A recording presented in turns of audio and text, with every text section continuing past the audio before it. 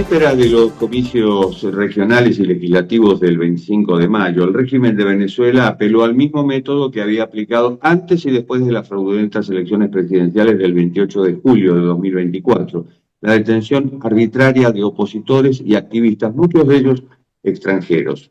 La Misión Internacional Independiente de Determinación de los Hechos sobre la República Bolivariana de Venezuela había advertido antes de las últimas elecciones que el gobierno de Nicolás Maduro debía cesar de inmediato la detención de opositores o de quienes percibe como tales, como los defensores de los derechos humanos.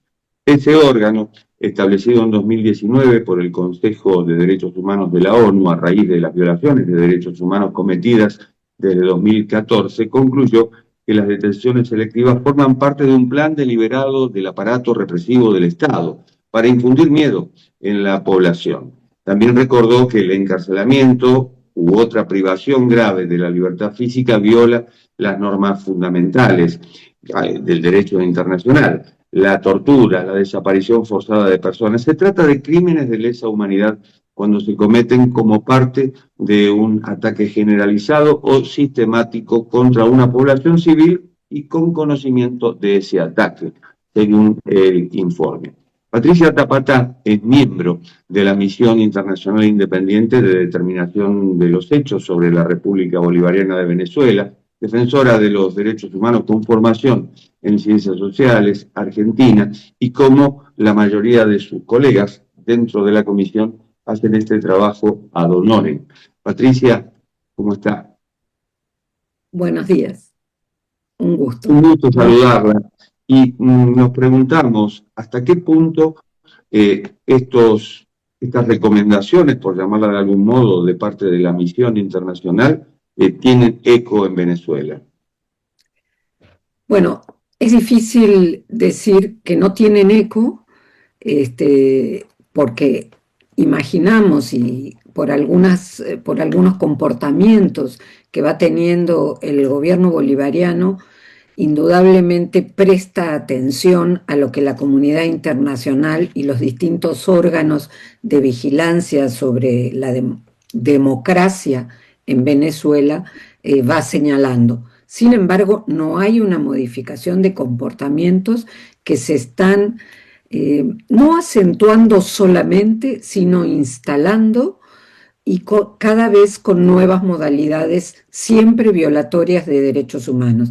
El gobierno de Venezuela, desde muy atrás, está desarrollando una política que, como usted lo anunció, está destinada a silenciar, a amedrentar y a eliminar, digamos, del escenario público a todo rastro de oposición, siempre decimos, o a quienes ellos consideran que son opositores.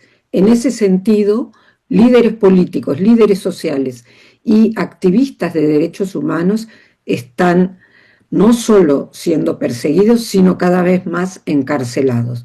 Y a la vez el encarcelamiento, la privación de libertad de todas estas personas adquiere características por demás preocupantes en Venezuela. En el informe se detallan inclusive cuáles son los métodos, es decir, el secuestro, la violación de los derechos humanos en general, pero también torturas, la separación de familias, en fin, es un muestrario del horror de lo que se vive en Venezuela. Sí, la misión se creó en el año 2019 y desde entonces nosotros producimos un informe anual al Consejo de Derechos Humanos, que es quien nos da mandato, y una actualización en el mes de marzo. Las actualizaciones son breves, los informes son sustantivos, con material escrito, con un paper para, digamos, para la sala de conferencias del Consejo, etc. Y hemos ido abordando los distintos aspectos de la represión, en particular, por ejemplo, todo lo que fue el ataque masivo a las manifestaciones y las movilizaciones con resultados de muertes. Así iniciamos nuestra tarea. Después nos dedicamos al abordaje de las distintas fuerzas de seguridad y fuerzas militares.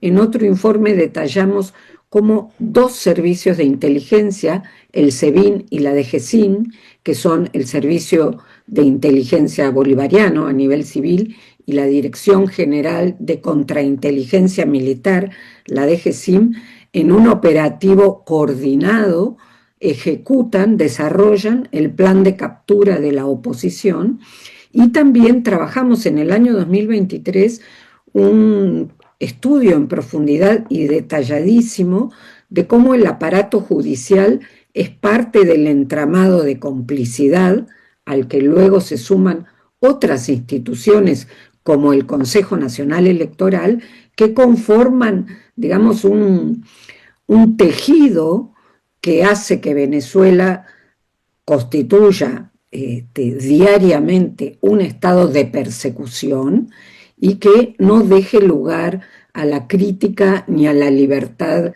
de asociación, de expresión y de circulación.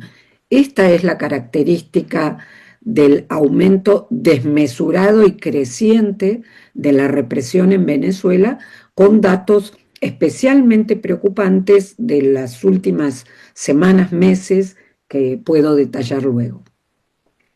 En la, Cuando habla del aparato judicial, evidentemente habla de la no tramitación, por ejemplo, de habeas corpus para quienes están detenidos. Sí, absolutamente. Eso es un poco más novedoso, pero debe señalarse además que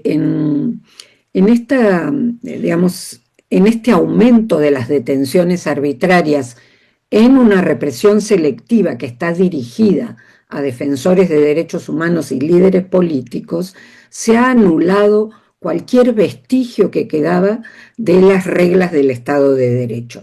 Nosotros veníamos señalando la falta de independencia del Poder Judicial, pero a eso se ha sumado el irrespeto absoluto de los plazos de presentación de las personas. Por eso se habla de que las personas son capturadas en una modalidad de secuestro y no se brinda información sobre paradero, estado de salud ni fuerza que la detuvo. Entonces hay que esperar un tiempo absolutamente arbitrario que en manos del fiscal, el Tarek William Saab, o ahora reemplazado crecientemente en la comunicación externa por el ministro del Interior, Diosdado Cabello, dan a conocer que ellos sí tienen a una persona. Normalmente después de que se ha desplegado una campaña internacional reclamando por su vida y por su estado de salud. Esto es absolutamente irregular, pero se suma a la falta de defensa. Las personas detenidas son presentadas en audiencias que son inverificables. Las audiencias, la legislación venezolana obliga a que las autoridades presenten a un detenido a las 48 horas de producida la captura. Esto no se está respetando. No hay defensa privada y el gobierno se escuda diciendo que todo el mundo tiene defensa pública. Esto puede ser válido para un país donde la defensa pública se respeta.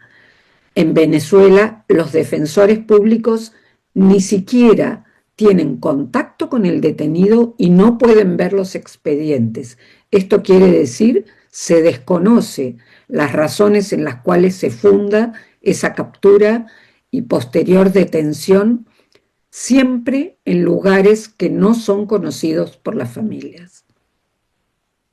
Me recuerda el caso del gendarme argentino Nahuel Gallo, cuya familia no tiene noticias de él desde diciembre de 2024. Ha salido la mujer y el hijo pequeñito de 2 años, han ido a Colombia a través de organismos defensores de derechos humanos, el gobierno argentino y coordinación de Estados Unidos, pero la madre se pregunta dónde está y cómo está, porque ha habido un video nada más, una foto nada más de este gendarme, ya le digo, de diciembre del año pasado y aún no hay noticias. Y ahí también me parece que es importante ver la impotencia de los gobiernos extranjeros, inclusive para reclamar por sus connacionales. Este muestrario de irregularidades y de transgresión de las normas del debido proceso se ha instalado en Venezuela.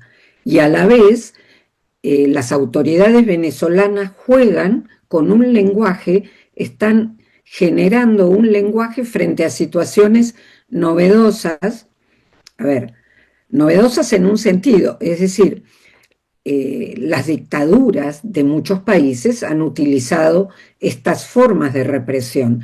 En Venezuela, le, como que le pegan algunas formas que pareciera que son en cumplimiento de presentación en audiencia judicial. Por ejemplo, ¿de qué sirve presentar en audiencia judicial si nadie está enterado el lugar, la hora, ni hay defensores que puedan dar fe? Esto ha pasado con el caso del gendarme, que además se extiende a una tendencia creciente en el gobierno de Venezuela de capturar extranjeros, sea en el ingreso o sea mientras desarrollan actividades en Venezuela. En el caso del gendarme, además, ese video que ellos difundieron, lo difundieron como para dar lo que se llama, en el lenguaje propio, una prueba de vida, lo cual no tiene nada que ver con un comportamiento de un Estado de Derecho. La prueba de vida lo dan los secuestradores cuando están extorsionando a las familias para que paguen un rescate y puedan ver al familiar con vida. Esa no es una modalidad legal para mostrar en qué lugar está alojado, en qué condiciones y sobre todo de qué se les acusa. Resumiendo, el gobierno de Venezuela está consagrando, instalando lo que la misión ya ha señalado desde hace 2 periodos y reiteramos en marzo pasado, que se comete el crimen de lesa humanidad por motivos de persecución en razón de persecución política. Me gustaría decir que este aumento de persecución a población extranjera que después es usada para tratos diplomáticos con gobiernos extranjeros, por un lado, pero sobre todo el incremento de represión y captura de líderes políticos de la oposición o de quien ellos perciben como opositores, en este caso altos dirigentes de derechos humanos, activistas de Provea, que son acusados adicionalmente de cometer actos de terrorismo, constituyen un entramado que forma parte de lo que la misión ya ha definido como crímenes de lesa humanidad basados en persecución por motivos políticos. Estas detenciones arbitrarias que guardan en sí una serie de características compatibles con la desaparición forzada de personas, no importa que ésta sea de corta duración, son crímenes gravísimos que el gobierno de Venezuela está tratando de encubrir con elecciones de las cuales no puede demostrarse ni su transparencia ni que realmente constituyan una decisión de ciudadanos en un entorno libre y democrático en camino a una convivencia pacífica. Todo lo contrario. Sabemos, además, en la última elección, el gobierno de Venezuela ha desafiado a organizaciones internacionales como la Corte Internacional de Justicia al pretender que el Estado que la zona de la Guyana Esequibo sea parte de este proceso eleccionario eligiendo autoridades regionales. Esto fue advertido previamente con mucha claridad por las autoridades no solo de Guyana, de los Estados Unidos, sino de la propia Corte, pero el gobierno venezolano siguió adelante. ¿Hay una proporción de la cantidad de extranjeros que son detenidos en Venezuela? Hace 3 semanas eran aproximadamente algo más de 70 personas de las más diversas nacionalidades.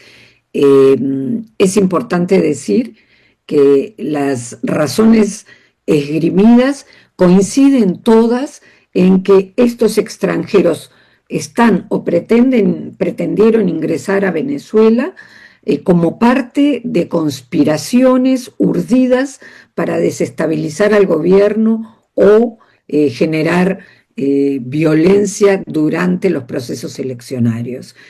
Por supuesto, no hay ninguna evidencia que sostenga que esas conspiraciones son reales y tampoco es novedoso esta argumentación. El gobierno de Venezuela ha sostenido desde hace ya muchos años que hay permanentes planes para desestabilizarlo y atacarlo, y lo ha utilizado de manera creciente en el último tiempo, en particular con extranjeros, cosa que no sucedía antes. Antes los planes eran por venezolanos civiles y militares. No hay que olvidar que hay un alto número de militares venezolanos que continúan en prisión. Los presos por razones políticas son más de 1000 en Venezuela, y en particular esta captura de extranjeros se señala en más de 70 personas, pero todos los días hay nuevos detenidos. Nada que envidiarle a Cuba y nada que envidiarle a Nicaragua, que evidentemente utilizan el mismo método tanto con nacionales como con extranjeros. Patricia Tapatá, ha sido un gusto. Muchísimas gracias. Un gusto, el gusto es mío. Muchas gracias. Y esto ha sido Cuarto de Hora, el programa de Canal TV que se retransmite en el canal E de Buenos Aires. Nos reencontramos en la próxima. Chao.